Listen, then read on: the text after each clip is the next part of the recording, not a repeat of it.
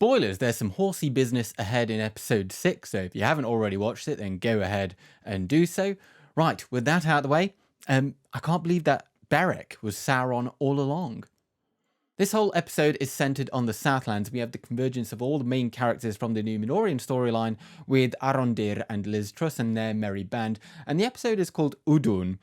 This is Sindarin for the Dark Pit or Hell. And it's also the translation of Morgoth's first stronghold of the north, which in Quenya was Utumno.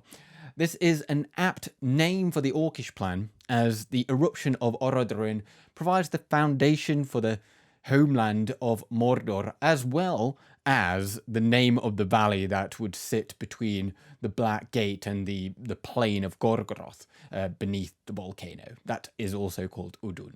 I've had a few predictions which were fairly accurate, but those thoughts on Adar, well, they seem pretty silly now that we know that he is or was an elf. And I'm pretty glad that I wasn't any bolder with any of those claims. The clues that he wasn't Sauron, though, they have been there all along.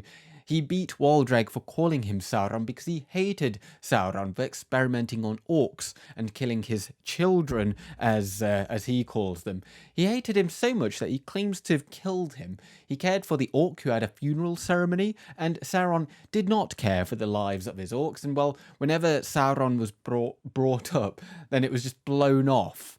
And it turns out this is simply because he didn't like him and he doesn't want anything to do with him. In fact, they came to the Southlands to escape him, and the goal was just to make the environment habitable.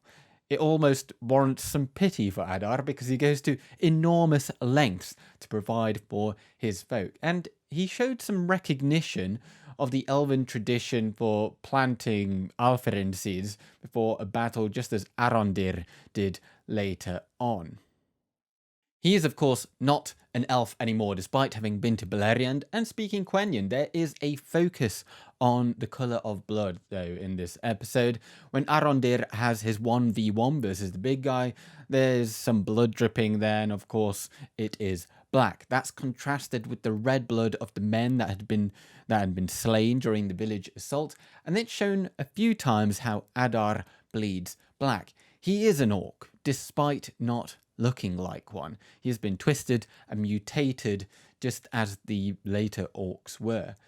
He claims that he was made by the same creator as Galadriel, which is kind of true as he was an elf, and yet the orcs, they were never intended by Eru Ilúvatar.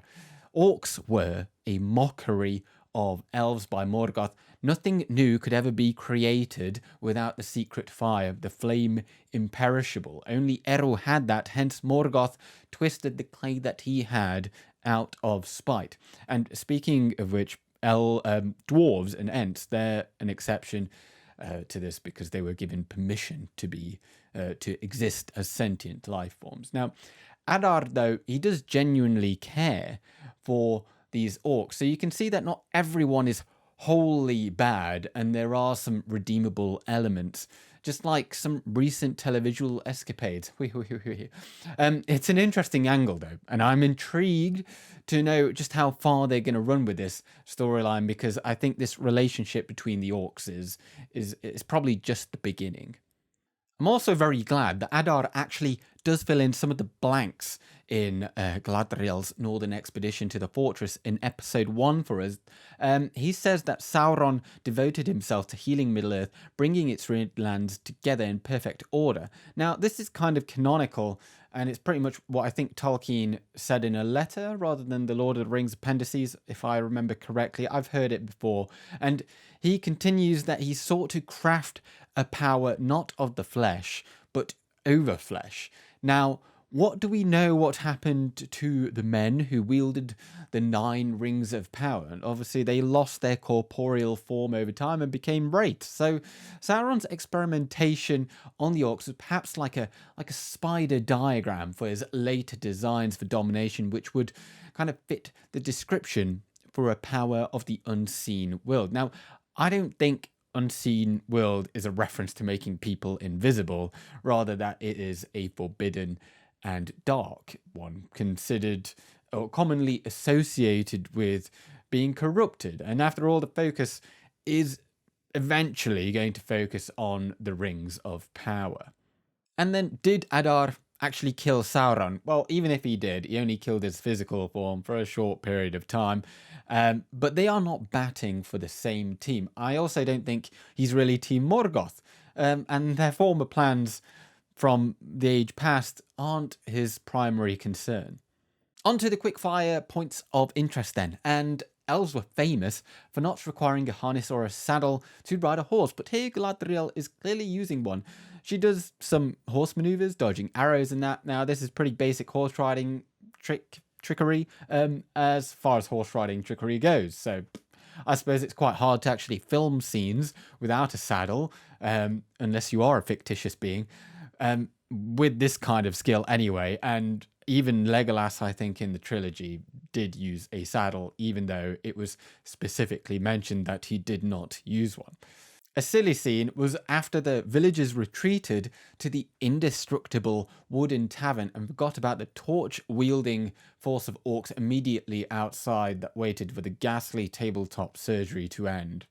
There's also nothing quite like crying aloud before you strike to alert the enemy, whilst his buddies down the slope, probably about 50 meters away, don't notice the flame-waving signal of "help, I am getting killed." And during her high-speed chase, Galadriel whispers Norolim to her horse, literally "run faster" to make it run faster, an obvious comparison to Arwen in the Fellowship film. Thing is, why would she now speak Sindarin to a horse when she has exclusively been speaking Quenya? Like otherwise, I wonder if horses only speak Sindarin, given that Elendil then also says "Atea no ithui hi" to Beric, literally "be healed this night" because of his scratch. Now, and I still think he's probably going to die of his wound. I seem to recall that Aragorn was a bit of a whiz in calming distressed horses in Elvish too. And as for Adar's origin story, some elves were taken by Morgoth during or before their great journey from Cuiavin in the far, far east of Middle-earth. This explains how Galadriel heard stories of this as a child, as she was born in Aman, and he was taken in Beleriand, perhaps waiting for a taxi service over the sea. Now, I haven't heard the term Moriondor before for the Sons of the Dark, but this is different to what dark elves are, and I want to make that abundantly clear. The Moriquendi, as they are known, which were called so because they never saw the light of the two trees of Aman, hence they were in the dark rather than being dark. These were the Avari and Sylvan elves, like Arondir, chiefly. And then Galadriel and Halbrand, they enjoy fighting side by side. This doesn't necessarily mean for love, and could just be a joining of ambitions and purpose that they have now both realised, because they've been looking for this for so long, both of them. Halbrand has his pouch and sigil back on him, so whoever took it from his bench clearly gave it back to him so that he may take up the kingship of the Southlands, unless the whole land was blasted by an eruption from the nearby volcano. I do wonder if he is who he says he is, and just look at his facial expressions. It looks like he's really happy that no one seems to recognize him. So is he like a potential imposter? But speaking of the eruption, this shot is one of the most visually appealing scenes from the series so far, and it looks tremendous. They had to get it right because the eruption of Orodruin is a major event of the Second Age, and I would say that they definitely did it justice. Judging by the aftermath, though, I do wonder how many could have actually survived that, but like maybe they did too good of a job of what it actually looked like. Okay, thank you very much for watching. Episode 7 overview coming up soon. So thank you very much for watching. If you want to see that, then feel free to subscribe. Thank you very much and good day.